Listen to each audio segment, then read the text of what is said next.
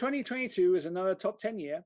It ranks roughly joint fifth with 2015. The warmer years were 2016, 2020, which were kind of joint first, and then 2019 and 2017 were quite warm. But it's another, top 10 year, cementing that long-term trend that we've been seeing in temperatures since certainly since the 70s and since the late 19th century. It's the 8th year in a row that's more than 1 degree Celsius above the late 19th century, and so that's getting us very close to that 1.5 kind of guideline that came out of the Paris Accords.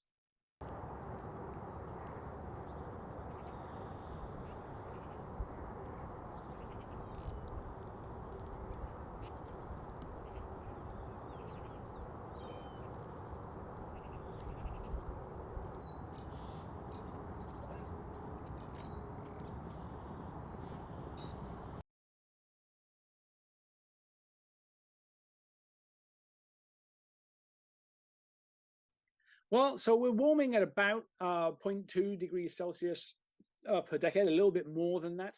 And then the impact of El Nino and La Nina are about a third of that, right? So you just need to go a third of the decade, and the long-term trend is going to cancel out the impact of a La Nina. And so we have now, a big La Nina year is almost as warm as the 2016 El Nino year, and that was a massive El Nino.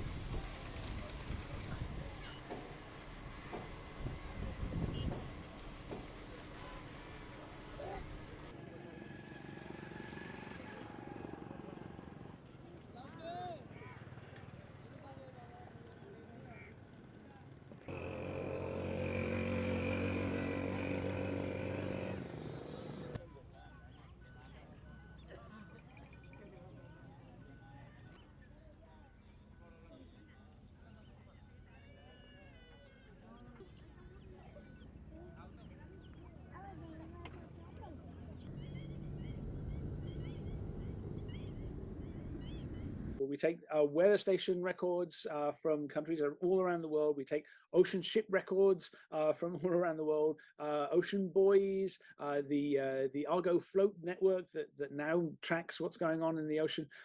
We put these all together. We try and correct for non-climatic things like moves of stations from one place to another, changes of instrumentation, changes of methodology.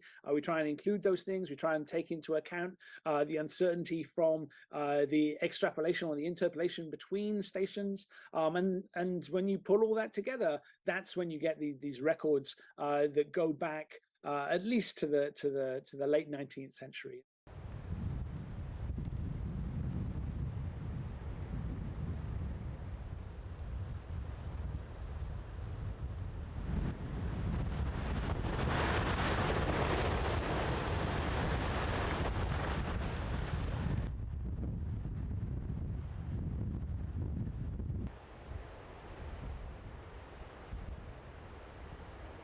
We're talking mainly about the global mean, but nobody lives in the global mean. So all of the things that are happening, the heat waves in Europe, the fires in Europe, the warmest year in the UK, the flooding in Pakistan and elsewhere, the heat waves again in the Pacific Northwest, the fires.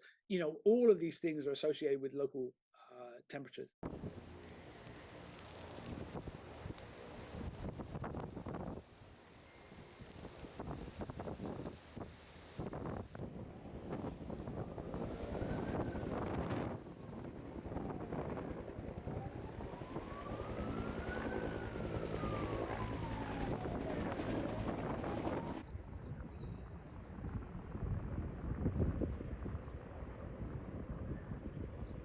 So we're anticipating that 2023 will be warmer than 2022, both because the La Nina severity or intensity will be less, but also because you've got another year of the long-term trends.